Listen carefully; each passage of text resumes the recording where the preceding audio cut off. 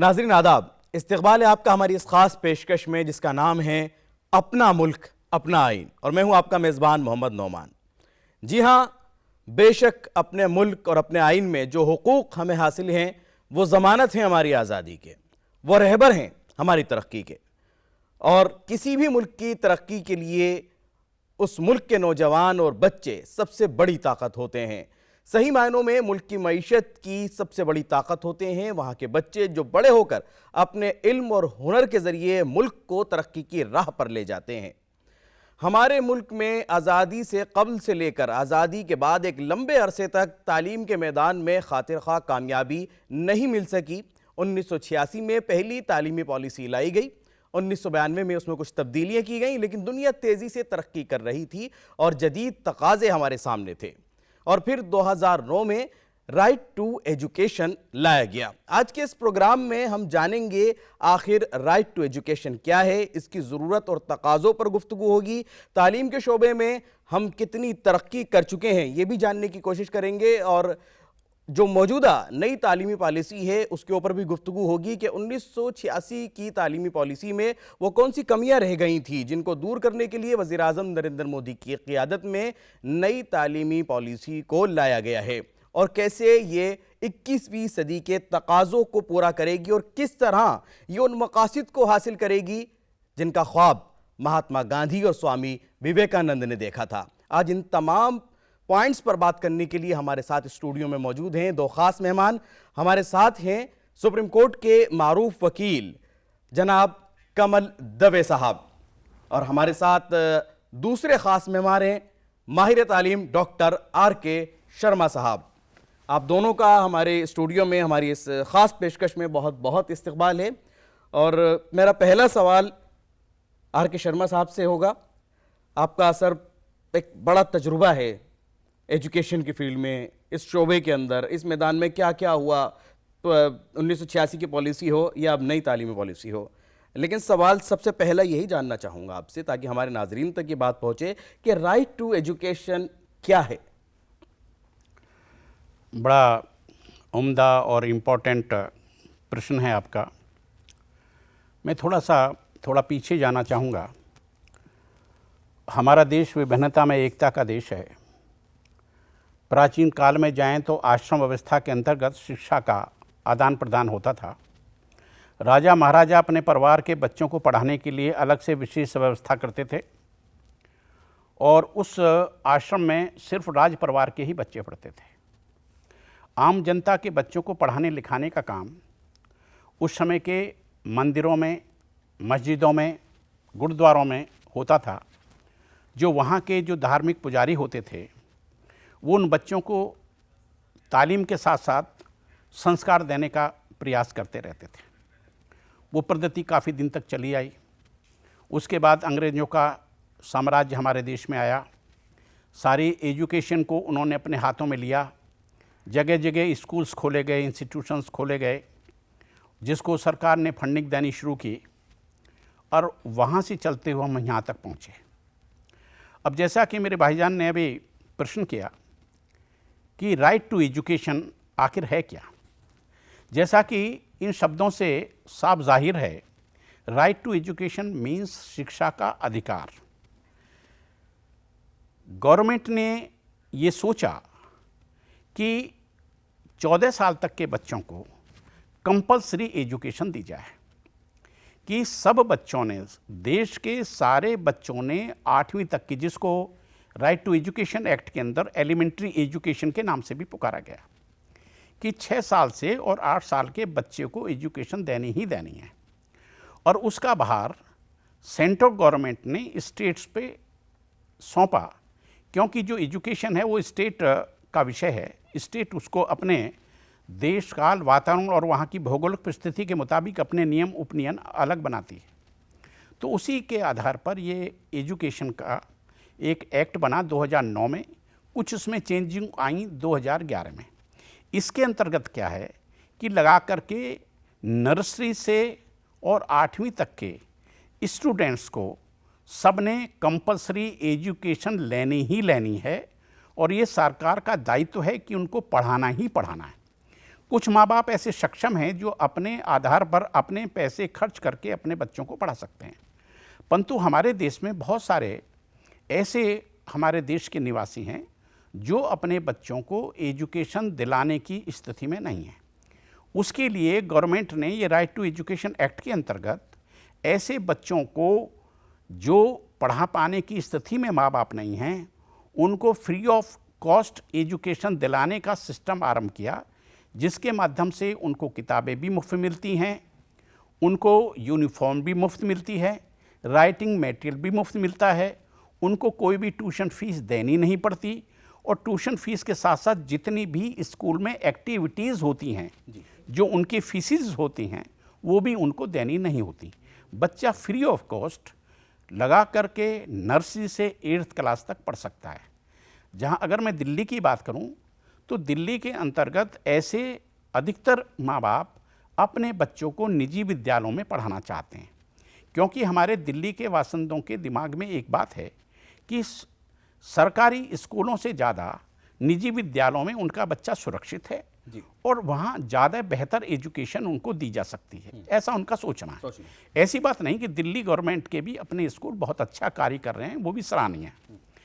तो ऐसी स्थिति में क्या है कि गवर्नमेंट के पास उनको अपना नाम रजिस्टर्ड कराना पड़ता है, और एक अपने सिस्टम के तहत दिल्ली गवर्नमेंट उन बच्चों के नाम डिफरेंट स्कूलों में भेज देती है, क्योंकि वो वरीयता पेरेंट्स ही देते हैं कि मैं किन किन स्कूलों में अपने बच्चों को दाखिल कराना चाहता हूं।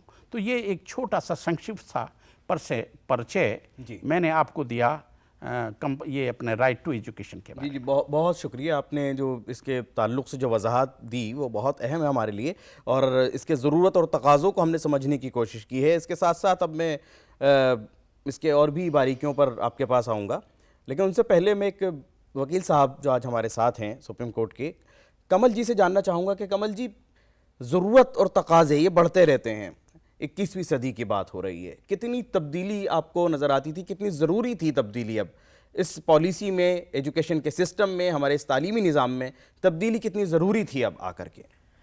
हम जैसे भी देखते आ रहे हैं कि हमारी एजुकेशन पॉलिसी, जो एजुकेशन का सिस्टम है, वो सिर्फ एक थ्योरेटिकल या फिज़िकल, आप सिर्फ पढ़ने के हिसाब से, आप स्कोरिंग के हिसाब से आप पढ़ रहे हैं, पर उसका एक्चुअल में प्रैक्टिकल यूसेज नहीं हो पा रहा है। जो एजुकेटेड लोग हैं उनको कहीं पे जॉब नहीं मिल रही, क्योंकि उनका स्किल नहीं है। वो स्किल ना होने की वजह से इनका एम्प्लॉयमेंट नहीं होता, एम्प्लॉयमेंट नहीं होने की वजह से आपके पास अनएम्प्लॉयमेंट रेट इतना ज़्यादा हो जाता है।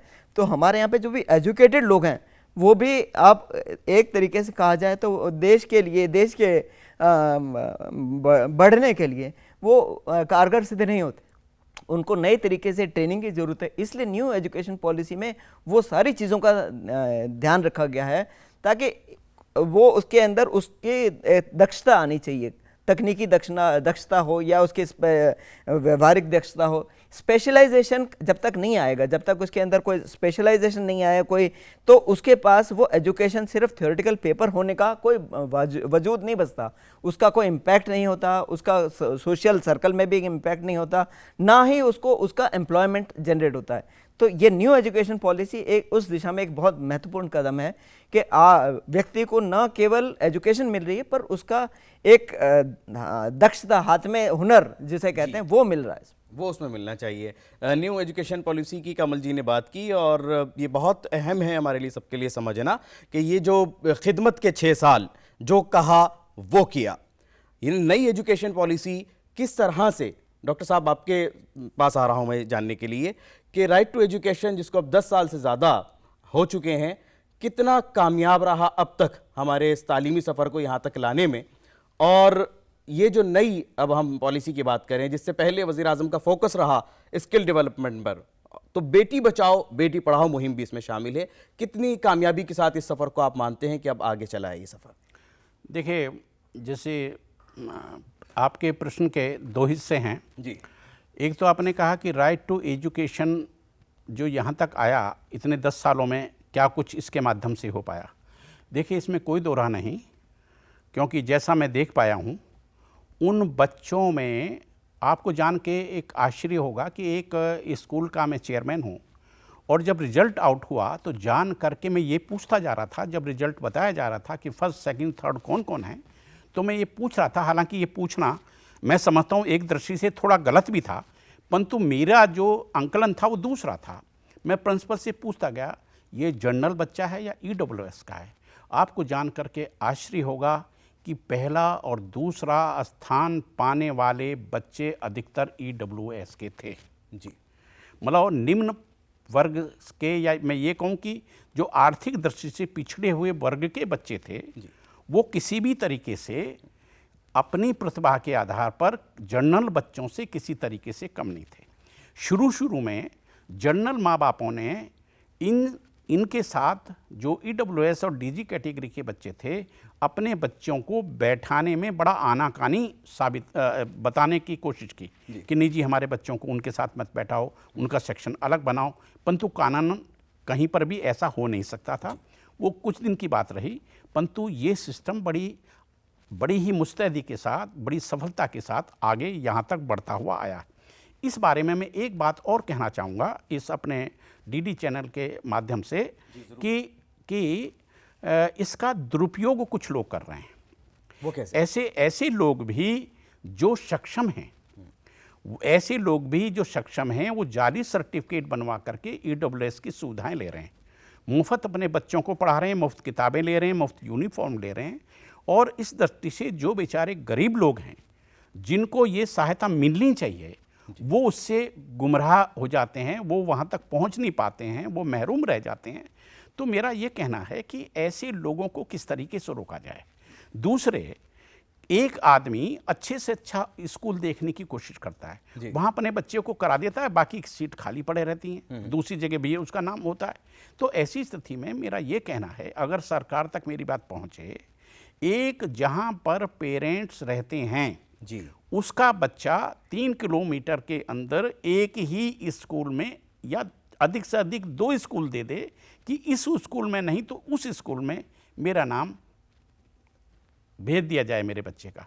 और जो ऐसे अधिक आय वाले लोग हैं जो गलती से झूठे तरीके से जो सर्टिफिकेट बनवा के एडमिशन्स लेते हैं, देखिए उनकी ITR मंगानी चाहिए, उनके बैंक की पासबुक की एक तस्वीर, उसकी फ़ोटो कॉपी अपने पास मंगा करके तब सिस्टम को EWS का सर्टिफिकेट छानबीन के बाद होना चाहिए। पहले इंस्पेक्टर जाकर के ये देखता था, जिनके 3-3 4-4 मंजिल के मकान खड़े हैं, जिनके किराएदार किराए दे रहे हैं, खुद नौकरियां बिजनेस कर रहे हैं, उनको कैसे EWS की आवश्यकता है? उनको किसी भी प्रकार की आवश्यकता नहीं है, उनको तो टैक्स गवर्नमेंट को देने चाहिए। कैसे रोक लगे इस पर? इस पर रोक लग सकती है, मैं बता तो रहा हूँ भाई। एक इंस्पेक्टर, जैसे वो एक आदमी EWS के लिए अप्लाई करता है, इंस्पेक्टर को एक वहाँ पर भेजना चाहिए कि जा कर के इस एड्रेस पे जाइए, तहकीकात करके लाइए, वास्तव में इस आदमी की आय इतनी है या नहीं है जी। उसके कागज़ देखे जाएं, इस मकान के, उसके बीवी के नाम होंगे, उसके पिता के नाम होंगे, बच्चे के दादा के नाम होंगे, किसी परिवार के नाम होंगे। जिसके पास में 200-300 गज में या 100 गज में 3-4 मंजिल मकान बना हुआ काय का गरीब है।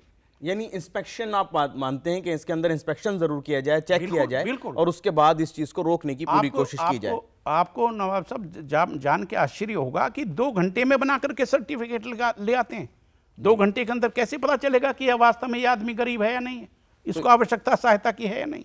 यानी इससे कहीं ना कहीं जो पूरा निज़ाम है उसको नुकसान पहुंच रहा है। दूसरा सवाल मेरा अपनी जगह आपसे अभी भी है कि जो वजीर आजम की पहल रही, बेटी बचाओ बेटी पढ़ाओ, वो कितनी कारगर साबित हुई? साहब ऐसा है, इस पॉलिसी के अंतर्गत राइट टू एजुकेशन एक्ट के अंतर्गत लड़कियों की भी संख्या कम नहीं है जी। क्योंकि पहले बहुत से माँ बाप अपने आर्थिक कमजोरी की वजह से, जैसे कि हमारे देश के बहुत सारे स्टेट्स के बहुत सारे दूर दराज गाँवों में, छोटे छोटे कस्बों में ये पॉलिसी रही है, बड़े बूढ़े भी कहते हैं अरे तैने कौन सी नौकरी करनी है, तैने कहाँ जाना है, तैने रोटी ही तो बनानी है, तुझे पढ़ा के हम क्या करेंगे, तुझ पे पैसे खर्च करके क्या करेंगे। परंतु वो दिमाग से बात निकली, सोच बदल गई है। सोच बदली है। सोच बदलने के साथ साथ में आर्थिक भार भी उनकी तरफ से हटाए, क्योंकि गवर्नमेंट ने ये पॉलिसी दी है कि आप फ्री ऑफ कॉस्ट अपने बच्चों को 8th तक पढ़ा सकते हैं। इसलिए लड़कियां भी बढ़ चढ़ के भाग ले रही हैं। और मैं ये कहना चाहूँगा कि उन फर्स्ट सेकंड आने वाले बच्चों में लड़कियों का परसेंटेज मैं समझता हूँ 60% है, लड़कों की बनस्पत। बहुत खूब। हाँ जी, बहुत खूब। यानी अब जो है लड़कियां बेशक किसी मैदान में पीछे नहीं हैं और तालीम के मैदान में बहुत आगे हैं। अगला जो सवाल आता है वो आता है स्किल डेवलपमेंट का। वज़ीर आज़म का जोर रहा है हमेशा स्किल डेवलपमेंट पर, और आपने वकील साहब यही बात कही कि स्किल्ड बनाया जाए, ख़ास तौर से जो हमारा वो नौजवान तबका जो स्कूल में हैं, कॉलेजेस में हैं, उनको ज़्यादा से ज़्यादा स्किल बनाया जाए। तो नई पॉलिसी की अगर हम बात करें तो किस तरह से जोर दिया गया है, किस तरह की स्किल्स पर जोर दिया जा रहा है, कैसे आप स्किल्ड बना रहे हैं नई पॉलिसी के तहत, आप क्या बात करते हैं? नई पॉलिसी के तहत जैसे कोई भी व्यक्ति, कोई बच्चा अगर चाहे तो अगर वो अपने पारंपरिक नॉलेज को लेकर के अपने नॉलेज के हिसाब से कुछ स्पेशल स्किल डेवलप करना चाहता है, तो उसमें अगर वो जाएगा तो पहले स्टेज पे उसको डिप्लोमा सर्टिफिकेट मिलेगा। अगर कुछ बेसिक क्राइटेरिया अगर वो फुलफिल करेगा, उसका एग्जाम क्वालिफाई करेगा, तो उसको डिप्लोमा सर्टिफिकेट मिलेगा। उसके बाद में उसके एडवांस लेवल में जाएगा तो उसको डिग्री सर्टिफिकेट मिलेगा। उससे एडवांस का अगर कोर्स करेगा या उसकी नॉलेज लेगा, एक्चुअल नॉलेज के बाद में उसका जो स्किल अगर उतना होगा तो उसको अलग अलग पैरामीटर्स पे मेजर किया जाएगा और उस पैरामीटर्स के बेसिस के ऊपर उसको पोस्ट ग्रेजुएट डिग्री या पीएचडी डिग्री वगैरह उसके ऊपर मिल सकती है। ये न्यू एजुकेशन पॉलिसी में ये स्पेशल दिया गया। इसके अलावा भी अगर वो डिफरेंट स्ट्रीम्स में जा करके, जैसे कि साइंस के साथ में आर्ट्स लेना, किसी को अगर फिजिक्स का शौक है, फिजिक्स के साथ में हो सकता है उसको संगीत का भी शौक हो, तो फिजिक्स के साथ में पहले के जो हमारा जो सिस्टम था उसके अंदर वो सिर्फ साइंस स्ट्रीम है तो सिर्फ वो एक पार्टीशन किया हुआ सब्जेक्ट होता था, स्ट्रीम होता था, जिसमें कि अब कंपार्टमेंटलाइज्ड है कि उसने साइंस लेनी है तो सिर्फ साइंस होगा, उसके अंदर उसको दूसरे सब्जेक्ट का पढ़ने की कोई आज़ादी नहीं है। आर्ट्स ले रहा है तो सिर्फ आर्ट्स पढ़ेगा, उसको दूसरे सब्जेक्ट लेने की आज़ादी नहीं है। पर न्यू एजुकेशन पॉलिसी में एक स्पेशल ये चीज़ करी गई है कि आर्ट्स का बच्चा अगर वो चाहे मैथ्स के अंदर उसको स्पेशल नॉलेज है तो वो मैथ्स को ले सकता है, स्टैटिस्टिक्स ले सकता है या अर्थशास्त्री बन सकता है। तो ये जो एक स्कोप मिलता है वो पहले की एजुकेशन पॉलिसी में अवेलेबल नहीं था, जबकि अब ये जो है डिफरेंट स्ट्रीम के चीज़ों को, सब्जेक्ट्स को लेकर के, साइंस का, फिजिक्स का विद्यार्थी लेकर के आप इंस्ट्रूमेंटेशन, कोई ऐसी वोकल म्यूजिक या ये सारी चीज़ें भी कर सकता है। केमिस्ट्री वाला स्टूडेंट लेकर के हो सकता है आर्ट्स के अंदर कुछ ना कुछ करना चाहे, कोई सब्जेक्ट उसका कोई इंटरेस्ट का हो, सारे सब्जेक्ट जो सब्जेक्ट का इंटरेस्ट है उसमें वो अपना स्पेशल स्किल डेवलप करे। ये इस चीज़ के ऊपर न्यू एजुकेशन पॉलिसी ने बहुत बड़ा जोर लगाया है इस न्यू एजुकेशन पॉलिसी 2020 में। यानी अपने इंटरेस्ट के एतबार से उस फील्ड के अंदर अपने हुनर को और ज़्यादा वो डेवलप कर सकता है, अपने आप को और ज़्यादा निखार कर सकता है, ये उसकी आज़ादी होगी। और अब हम एजुकेशन के मैदान में कहाँ पर हैं इस बात को भी हम समझने की कोशिश करेंगे। डॉक्टर साहब, बहुत लंबा तजुर्बा है आपका और पहली पॉलिसी और दूसरी पॉलिसी आपसे अछूती नहीं है। इतना अरसा 1986 के बाद अब इस नई पॉलिसी के आने में इतना अरसा क्यों लगा, क्या वजह रही, और अब इस पॉलिसी के तहत इतनी मेहनत किसकी कारगर रही ये सामने लाने में? अब देखिए, आप एक ही प्रश्न में कई प्रश्न साथ में जोड़ के करते हैं। ये वैसे आपकी भी बहुत अच्छे तजुर्बे का प्रतीक है। दरअसल क्यों लगी इतनी देरी, अब इसका जवाब तो मेरे लिए बड़ा मुश्किल है देना, क्योंकि ये कुछ चीज़ें सरकार के ऊपर डिपेंड होती हैं। परंतु इतना ज़रूर है कि देश काल और वातावरण के अनुरूप मैं इस बात का जवाब देने की कोशिश करता हूँ। समय समय पर देश काल और वातावरण जैसा होता है समाज का, राष्ट्र का, उसके मुताबिक पॉलिसीज़ बनती हैं, नीतियाँ बनती हैं और उस पर कार्य होते हैं।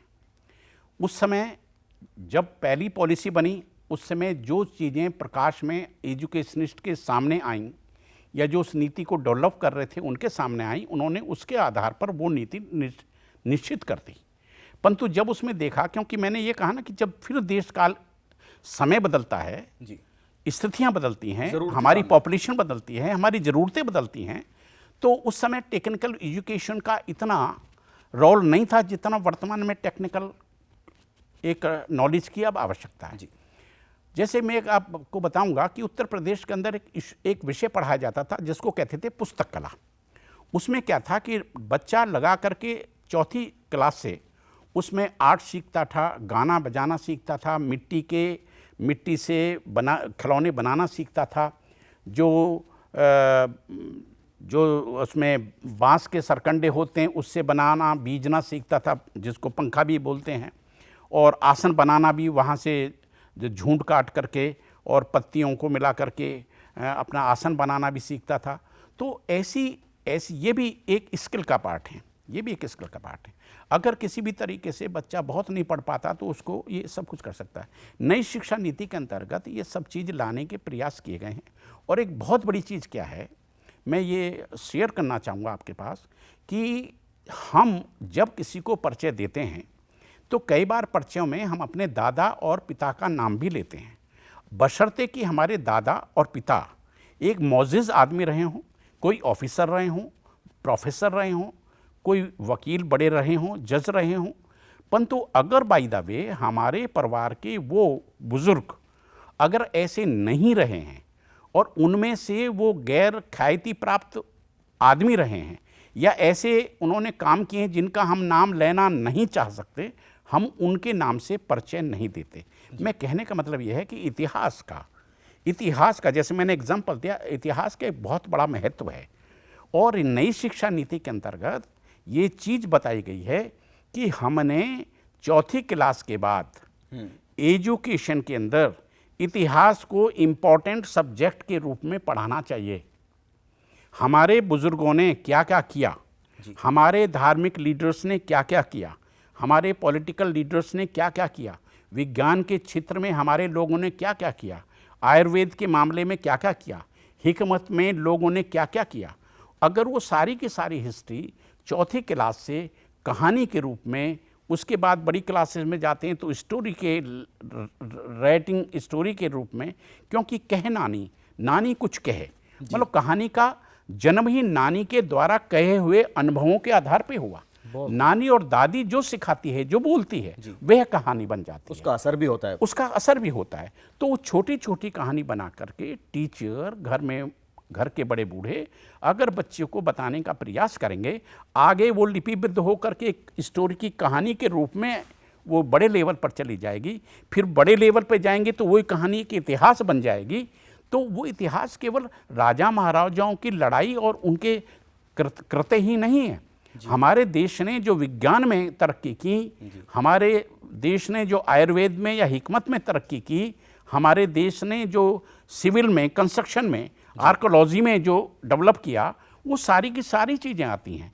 और जब हमारे देश का बच्चा लगा करके छठी सातवीं में 8वीं से ये सब जानेगा तो ये उसके मन में आएगा कि हमारा देश या हम किसी से कम नहीं है, हमारा देश किसी से कम नहीं है, we are not less than to anybody, हम किसी से कम नहीं है, हमारे देश में तो ऐसा हो चुका है। अब आपने तजुर्बा देखा होगा, ताजमहल का आपने एक सुना होगा, हमने पढ़ने को मौका मिला कि नीचे एक बूंद टपकती थी जहाँ मुमताज़ महल की और शाहजहाँ की कब्र थी। एक बूंद टप एक बूंद उसकी कब्र पे, एक बूंद शाहजहाँ की कब्र पे ऊपर से टपकती थी। उनको अंग्रेजों ने छेड़छाड़ की, वो पानी आना बंद हो गया। इसी तरीके से मैं आपको एक एग्जांपल और दूंगा। लाल किले के अंदर सिर्फ एक दीपक जलाने से एक पूरा का पूरा कुंड जो था पानी का, वो गर्म हो जाता था। उसके बाद उन अंग्रेजों ने वहाँ से हटाया, उसके नीचे लकड़ जलाने का प्रयास किए, फिर वो नहीं हुआ। तो ये कितनी बड़ी टेक्नोलॉजी थी हमारे देश की। बहुत अब ये देखो ना, बड़ी जो आगरे से जहाँ पर ताजमहल है और वहाँ से कितनी दूर यमुना है, वहाँ से साइफन सिस्टम के माध्यम से किस तरीके से पानी टपकाया होगा, किस तरीके से एक दिए की लौ से एक टंकी का पानी गर्म हुआ होगा। तो ये अगर ये देश को, हमारे बच्चों को पढ़ाया जाए, बहुत सारी ऐसी चीज़ें हैं। ना सिर्फ ये कि इससे उनकी इल्म में इजाफा होगा, वो उनके अंदर कहीं ना कहीं कुछ ज़्यादा करने का जज्बा भी पैदा होगा। और ये जो नई सोच है इस तरीके की, ये ज़रूर कहीं ना कहीं हमारे जो तालिबे इल्म हैं उनके ऊपर बहुत ज़्यादा असर डालेगी। ना सिर्फ ये कि अब मुल्क की तारीख से उनको वाकिफ़ कराना, मुल्क की हुसूलियाबियाँ उन तक पहुँचानी कि हमने क्या कुछ हासिल किया और कितना हम आगे बढ़े, ये बहुत ज़्यादा ज़रूरी है। नाज़रीन, वक्त काफ़ी कम हो गया है और अब हम आज के इस प्रोग्राम को यहीं मुकम्मल करना होगा, लेकिन गुफ्तगू का ये सिलसिला यूं ही जारी रहेगा। हम फिर हाजिर होंगे अगले एपिसोड में और इसी मौजू पर बातचीत करेंगे अपने दोनों मेहमानों के साथ। तब तक के लिए हमारी पूरी टीम को दे दीजिए इजाज़त। खुदा हाफिज।